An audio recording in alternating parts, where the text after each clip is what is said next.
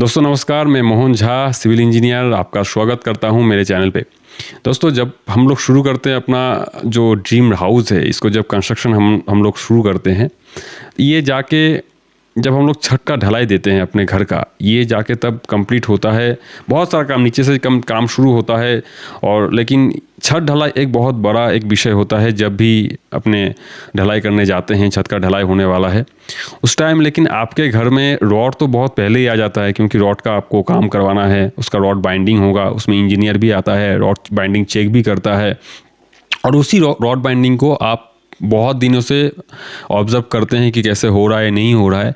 लेकिन दोस्तों कभी आपने ख्याल किया है, जब ढलाई होने वाला होता है शायद उसी दिन या उससे पहले एक दिन ही सीमेंट आपके घर में आता है।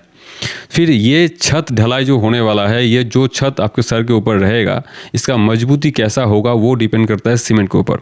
तो क्या आप सही से उस सीमेंट को चेक करते हैं? क्या वो सीमेंट सही आया है कि नहीं? क्या वो सीमेंट सही है कि नहीं?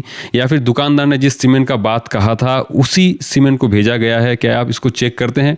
शायद नहीं करते होंगे, बहुत कोई करते भी होंगे, क्योंकि जब छत का ढलाई होता है उस दिन बहुत व्यस्तता होते हैं। मालिक जो होते हैं उनको बहुत सारा काम होता है, इधर उधर भागना पड़ता है, कॉन्ट्रैक्टर भी अपने काम में बिजी होते हैं, वही इंजीनियर भी शायद किसी साइट में जाते हैं। मैक्सिमम साइट में तो इंजीनियर जाते भी नहीं है ढलाई के दिन, क्योंकि पहले ही रॉड बाइंडिंग का चेकिंग हो जाता है, लेकिन सीमेंट उसी दिन आता है। तो ये सीमेंट चेक कैसे करते हैं, क्या आपने कभी सोचा है? दोस्तों मैं कुछ बहुत इंपॉर्टेंट पॉइंट्स ही मैं आपको बताऊंगा कि सीमेंट जब भी आपके साइट पे जाए ढलाई के दिन, तब आपको चेक एक्चुअल में करना क्या है, क्या चेक करेंगे आप। दोस्तों सबसे पहले सीमेंट का जो चेक करना है वो हो गया मैन्युफैक्चरिंग डेट। देखिए सीमेंट में कभी भी एक्सपायरी डेट लिखा हुआ नहीं रहता है।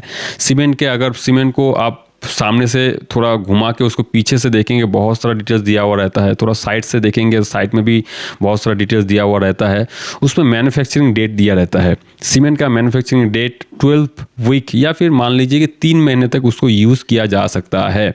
इसमें कोई दिक्कत नहीं है अगर आप सीमेंट का जो मैन्युफैक्चरिंग डेट है, डेट नहीं रहता है।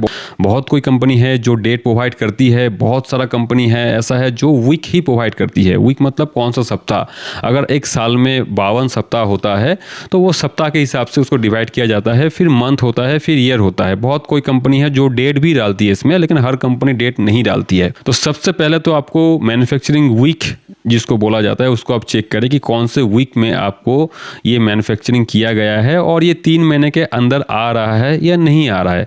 देखिए बहुत कोई हम लोग को होता है कि बहुत अच्छा होगा अगर आप जो सीमेंट का ढलाई कर रहे हैं, जिस मंथ में कर रहे हैं, अगर उसी मंथ का सीमेंट है, बहुत अच्छा होता है। अगर 3 महीने के अंदर भी है तो कोई दिक्कत नहीं है, कोई दिक्कत वाली बात नहीं है।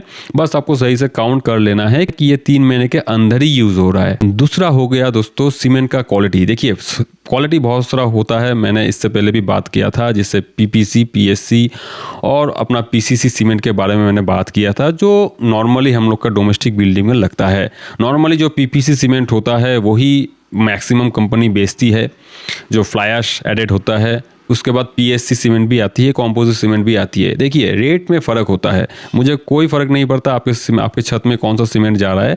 लेकिन अगर कोई कंपनी अगर आपको प्रीमियम सीमेंट बोल के अगर पीपीसी सीमेंट ही देती है, जिसका रेट कम है ऑलरेडी, लेकिन शायद उसको दूसरा बोरा में या फिर दूसरा ब्रांड नेम करके अगर ज़्यादा रेट दे के बेच रहा है, फिर ये दिक्कत वाली बात है। आपको पहले ही बात कर लेना है कि कौन सा सीमेंट, कौन सा क्वालिटी आपको देना है। देखिए दोस्तों मैंने इससे पहले भी आपको कहा था, ब्रांड मैटर नहीं करता है सीमेंट में।